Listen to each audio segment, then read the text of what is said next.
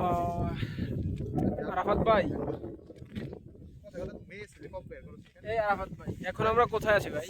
আমি এখন আছি প্রাগের সর্বোচ্চ চূড়াতে, যেখানে আসলে আহ, সবচেয়ে মানে নিদর্শন যে জায়গাগুলো আছে এখানে সুদর্শন নিদর্শন। আচ্ছা তো আপনারা আচ্ছা।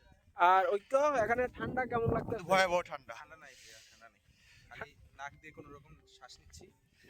আহ, এই সুযোগ পেলে কি আরাফাত ভাই আর কখনো ওই প্রাগে আসা না, হবে? আমি চাই কি নতুন নতুন জায়গা দেখতে, বাট আমি আবারও আসতে চাই এত সুন্দর ভাবিকে নিয়ে সিটি আসবে, আমাকে। ভাবিকে নিয়ে আসবে। হ্যাঁ, আমি আমার লাইফ পার্টনারকে নিয়ে আসতে চাই, এত সুন্দর সিটি দেখাতে চাই। আচ্ছা ঐক্য, তুমি বলো তুমি প্রাগের সন্ধানটা কিভাবে পাইলে এবং এখানে কিভাবে তুমি এই রুম যে হ্যাঁ। আমাদের অ্যাকোমোডেশনের জন্য ব্যবস্থা করলা, তুমি অনলাইনে কিভাবে কি করলা একটু বলো তো, খুব শর্টকাটে বলো। ভাই প্রাগ তো অবশ্যই একটা ঐতিহাসিক সিটি আর জনপ্রিয় একটা সিটি। তো প্রাগে হুট করে প্ল্যান করছি, জানেন কেন করছি? আমাদের সালজবার্গে ওয়েদার খারাপ ছিল, তাই আমরা সালজবার্গ ক্যান্সেল করে প্রাগে চলে আসছি। আর লাস্ট টাইমে আমরা টিকিট করছি, এগুলো আসলে জায়গায় জায়গায় সার্চ করছি, যত ওয়েবসাইট জানতাম সবগুলোতেই সার্চ করছি। তো চিপ ওয়েটা বের করার চেষ্টা করছি। আর হোটেলটা হচ্ছে এএনও একটা হোটেল, হোস্টেল সার্ভিস আছে।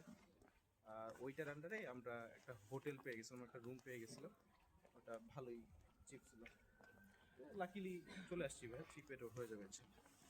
আচ্ছা আরাফাত ভাই, আপনি ভাই, কি মনে করেন যে আমরা এখানে আরো 2 রাত থাকা দরকার আছে, বা এরকম কোনো কিছু আছে যে আমরা আরো এক্সপ্লোর করতে পারি এই এখানে সালবাগে? আসলে এক্সপ্লোর করার শেষ না। এখানে 2 দিন কেন 7 দিন থাকলেও মানে আরো মনে হচ্ছে যে আরো কিছুদিন থেকে যাই, বাট আমাদের সময় স্বল্পতা, আমাদের যেতেই হবে।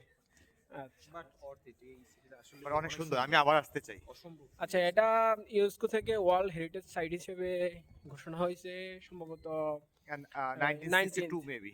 হ্যাঁ।